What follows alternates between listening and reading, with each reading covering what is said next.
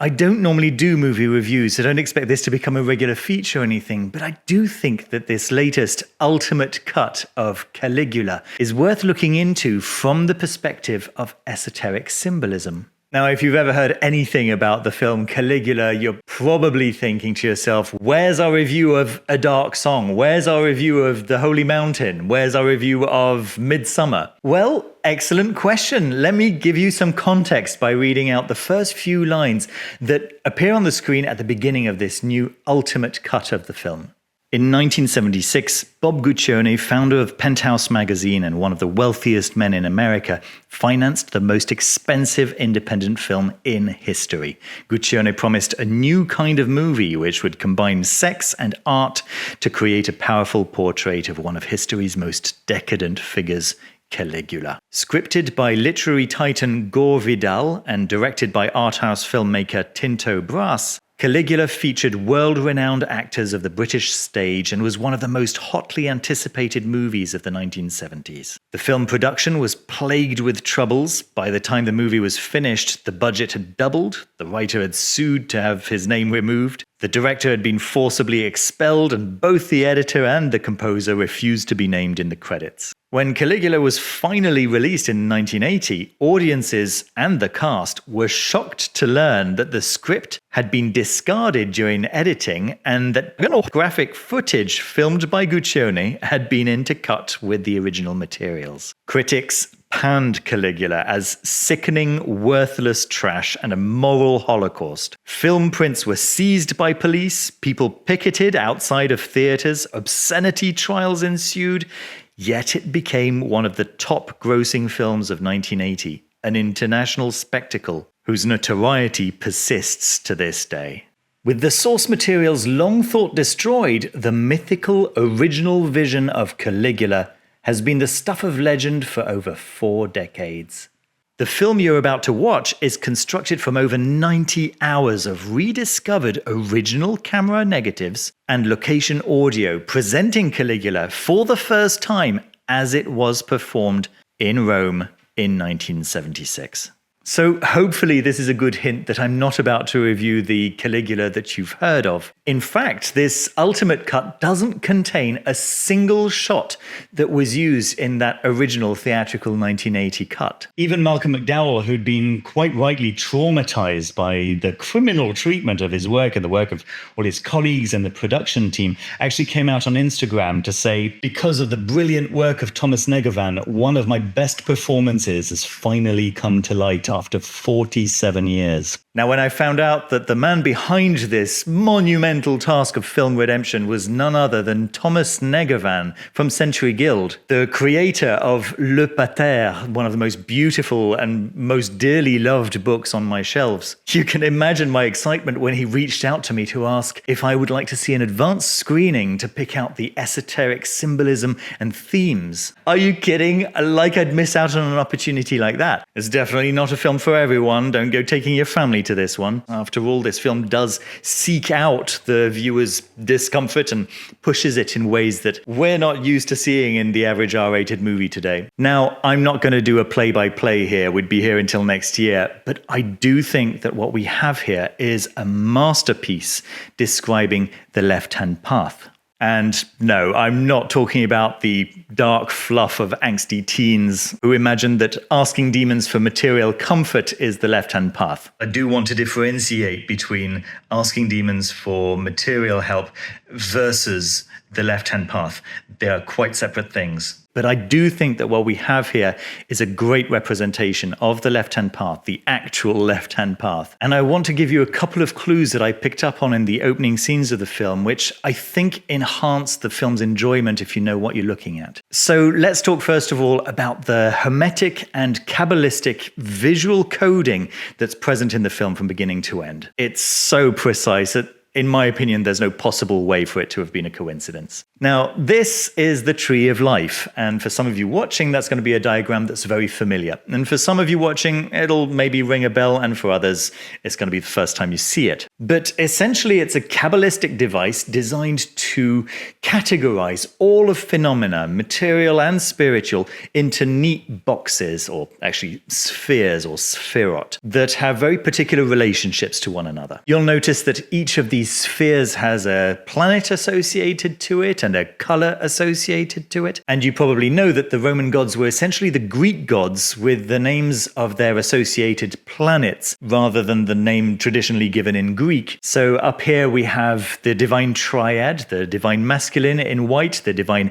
feminine in black. Both of which, of course, are two sides of the same coin. And right at the top, the colorless Keter, which is too abstract to comprehend. Then we've got Mars in red, Jupiter in blue, the solar sphere in the center there in yellow. Then we've got Venus in green, Mercury in orange, and Luna, or the moon, in purple. All the way down to the bottom of the tree where you have the sphere of Earth, or Malkut, with its 4 earthy colors, including black, which we also saw at the top up here, if you remember. And that's because both of these realms are governed by Kronos, or Saturn, the god of limits, like death and time, also very much associated with Earth. And Kronos, Saturn, is represented in mythology as an old man. You may have heard of old man time. We'll get back to that in a second, but for now, let's check out what colors the film opens up with. The film opens with this ochre, reddish-brown colour, and this quite striking painted animation of a young 7-year-old Caligula, which is actually a nickname given to Gaius, the son of the military hero Germanicus, adopted by the current emperor of Rome, Tiberius. Caligula's performing a military-themed dance for his father Germanicus's troops. This isn't quite the blood red of Mars that we'll see later in the movie, at the height of Caligula's cruelty and desire for destruction, but rather an earthy red, a red brewing deep underground. This is most definitely the sphere of Earth. But then there's this sudden break in the music, and the jovian, benevolent blues make their first appearance and, well, last appearance for a very long time, in, appropriately, a depiction of Gaius's father's death. So we're looking at the end of kindness, the end of mercy, the death of the generous, kind aspects of paternal love. Little by little, that blue is eclipsed by the black of death, but importantly of Saturn, whom we'll see in a moment represented by Caligula's grandfather Tiberius. And the film begins with Caligula waking up from a nightmare in an incestuous embrace with his far more world-wise sister, bathed in the aqua-green tones of Venus, the sphere of love and sensual pleasure and relationships and companionship. And we have this shrine to the mother goddess Isis in the background with this accurate description, Isidi Sacre. So already we have clues here that the makers of this film know what they're doing. But the film hasn't really started yet. This is just a glimpse at the protagonist in his element before the call to adventure happens. And this bad omen, this black Saturnian crow, harbinger of death and destruction, enters to Caligula's great distress, which is calmed by his insightful sister. All details that will be echoed throughout the film one way or another. And so here we have the innocence of 2 children under the watchful eye of the goddess Isis. And the film will be about the fall of that innocence, the shedding of illusion, and what is known as the fool's journey, which is the esoteric description of each of the parts of the Tree of Life, plus the paths in between as they apply to the 54 minor and 23 major arcana cards of the tarot. He's the Fool, the 0 tarot card, and this is Caligula as we find him at the beginning of the film, jumping at shadows, unaware of the wider world out there, but reflected clearly and simply in these large mirrors set about the bed. Caligula's sister, the voice of reason and the means throughout the film for a mitigation of the horrific abuses of power that Caligula will indulge in, is the Magician, the number 1 major arcana card in the tarot that follows the 0 card of the Fool. The presence of Isis overseeing all of this would be a nod to the number 2 card, the major arcana card called the High Priestess. And now the Emperor's envoy Macro arrives, giving the password Justice, which is, by the way, another card from the Tarot's major arcana, a card representing balance and the divinely appointed narrow road of one's dharma, one's calling, so to speak, falling into excess on neither side. We'll see later that Macro could be thought of as representing Caligula's repressed unconscious mind, and actually we'll also see just to what extent he represses it in order to focus entirely on his ego, his superego in fact, with disastrous consequences. The earthy tones of Macro's garments contrast quite starkly with this aerial, venereal setting, a foreshadowing of the next scene in Tiberius's chthonic underground lair of depravity. Now, when Caligula arrives at his adoptive grandfather's palace, he's first of all met by Nerva, played with screen-chewing charisma by John Gielgud, a wise old man who tries to guide Caligula onto a path of balance, as he can already tell what kind of course Rome will take if things continue as they are going. He does his best in attempting to guide this fool protagonist of ours, but this particular fool is so foolish that he takes none of the hints. And then we finally meet the Emperor Tiberius, a caricature of a syphilitic old man who's given in to his basest tendencies, unchecked by morals or anyone more powerful than himself. So certainly not Saturnian in that respect, as Saturn oversees limits, such as the self-imposed limits of self-control. This is the shadow side of Saturn, a Saturn with no self-control, a king of the underworld, a parody of Pluto, Hades, ruling over the torment of his denizens of Tartaros, displaying a sadistic joy in the torture and abuse of those who surround him. And this, as I was saying earlier, seems to be the core theme of the movie, an exploration of the shadow side of the Tree of Life, the corrupted aspects of the Tree of Life, the disowned clipot that are the focus of the left-hand path. But in true left-hand path style, we'll also see that this corrupted side is part of the Tree of Life nonetheless. A flip side of the coin, so to speak, and must be redeemed and integrated in order to reach wholeness. To quote Carl Jung, not for the first time on this channel, no tree, it is said, can grow to heaven unless its roots reach down to hell. When we see Caligula kicking his non-verbal, visibly mentally challenged uncle Claudius, depicted here as a simpleton, into the swimming pool in disgust, Caligula is actually rejecting an aspect of his own self. We already know Caligula to be a simpleton in many ways by this early point in the film, acting like a scared infant, answering Nerva with logical fallacies, misunderstanding his metaphors and subtle hints, and so on. Now, when we reject and disown aspects of ourselves that we don't like, that's precisely the process that Carl Jung points to as the reason for the existence of the shadow self at all. In this first scene of the underground lair, we get the venereal greens here once again, pointing to the Empress Tarot card, card number 3. But here it's the tainted greens of sexual depravity, a setting in which Caligula's short path to power is revealed to him, before pivoting to the cruel reds of the negative aspects of the martial Emperor card, card number 4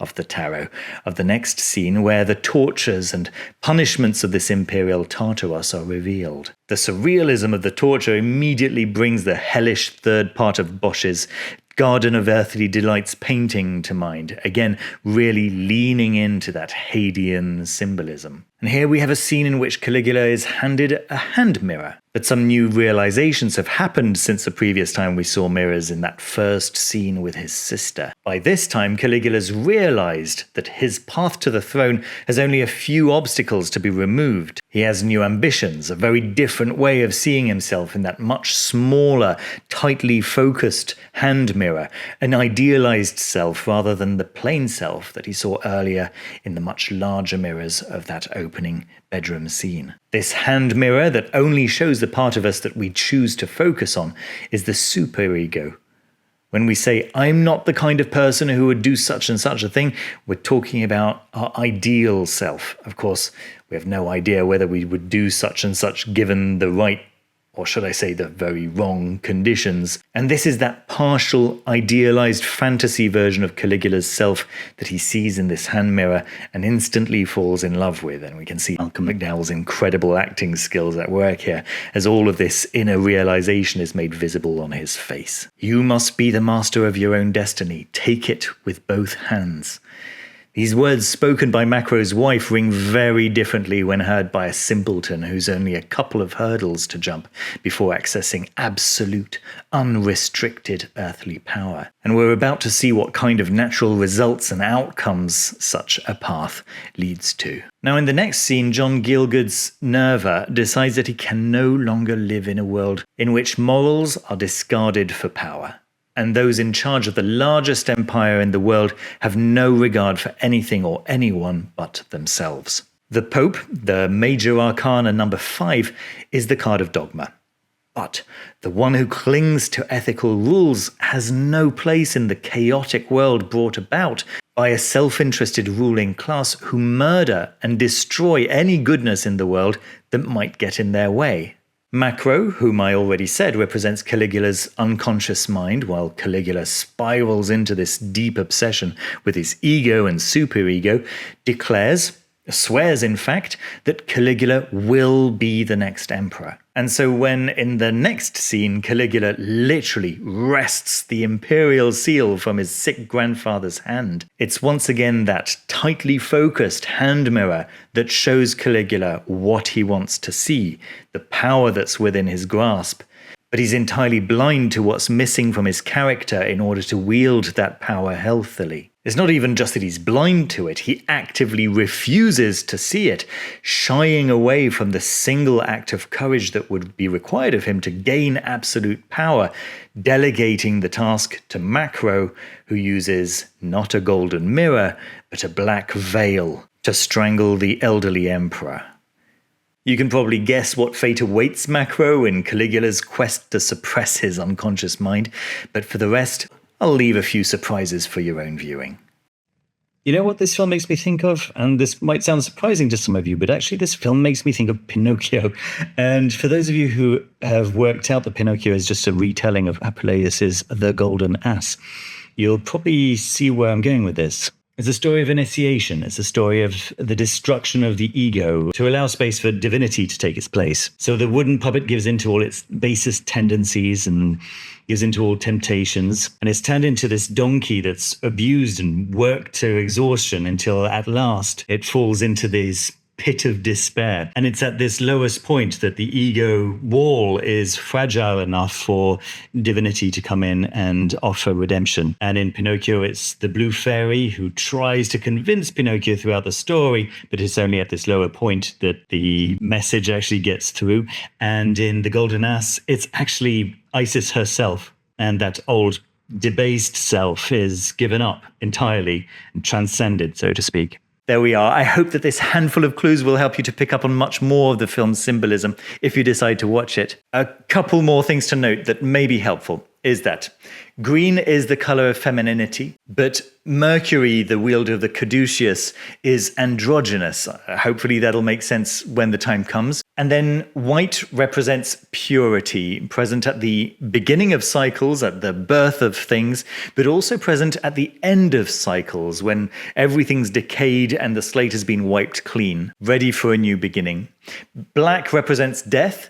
See if you can spot the first time we see the color blue after that opening animation. Blue's the color of Jupiter, the benevolent Jupiter, and see if you can spot what's being said during that scene. I also laughed out loud when I saw these triangular earrings representing the whole as above, so below occult philosophy. You can't miss them, you'll see them. And notice how one after the other, the gods turn their backs on Caligula as he tries to force their hand or in fact takes their place, until at last he can't stand his own image any longer and the ideal self is destroyed to make way for something better, something more complete in the only fitting way at the end of the film. Please do remember that this is an uncommonly uncomfortable film to watch. I've certainly focused here on a few scenes that were presentable to a wider audience, but don't let that fool you. It's very violent in very nasty ways and very graphic, but there is no doubt this is a masterpiece. And thanks to the persistence and insightful hard work of Thomas Negavan, we can finally enjoy this jewel properly cut. Have you seen the ultimate cut of Caligula? What did you think? Did you spot any esoteric or occult symbolism that surprised you? Leave a comment down below, let me know. And of course, if you'd like to support the channel and join a growing community of people who are interested in esoteric and occult philosophies and practices, then let me invite you over to the Foolish Fish Patreon page where you can donate a couple of months to help keep the lights on over here. Speaking of which, let me say a heartfelt thank you to the existing members and especially the Level Infinity members. David Venturini, Caitlin Kopok, Aritz Murweta Ramos, Linda Hendricks, Stephen Hunter, Susanna Red Elves, Thomas and Sleepy Zato. And of course to all the Level 3 members whose names you can see scrolling up on the left over here. Thank you so much for watching. Like, subscribe, look after yourselves, look after each other, and I'll see you very soon with another video. Bye-bye.